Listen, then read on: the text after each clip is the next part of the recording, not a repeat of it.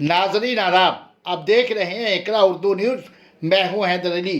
Corona के सबब महीने से जारी लॉकडाउन और फिर उसके बाद लगातार बारिश से सब्जी बाजार में महंगी हुई सब्जी से आम लोग परेशान।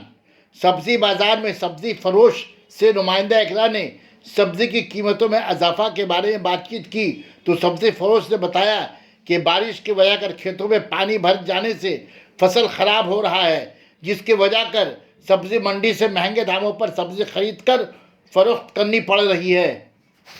में पानी घुस गया। और आपको थोड़ा थोड़ा माल जो तोड़ रहा है उस लोग दाम बेसी करके ले रहा है।